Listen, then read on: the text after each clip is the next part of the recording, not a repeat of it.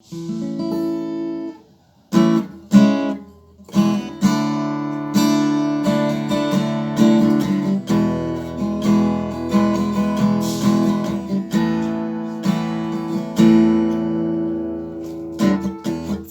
นฟ้าสว่างประกาศพระบารมีพระเจ้าผู้ใดเปรียบปานพระองค์ผู้ทรงงดงามสง่าโอ้พระองค์ทรงประเสริฐทรงประเสริฐสถิตอยู่เหนือบัลลังก์เหนือบัลลังก์อ้อมหอบด้วยเสียงสรรเสริญเสียงสร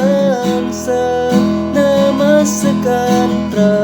องค์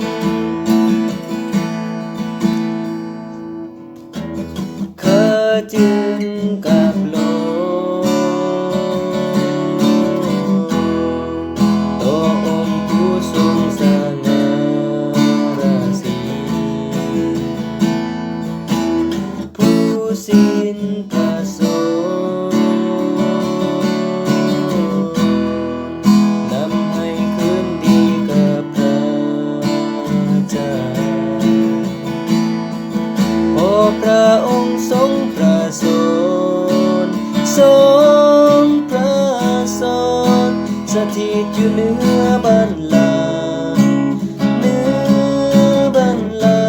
งก์อ้อมหอบด้วยเสียงสรรเสริญเสียงสรรเสริญนมัสการพระองค์พอพระองค์ทรงประเสริฐทรงประเสริฐสถิตอยู่เหนือบัลลั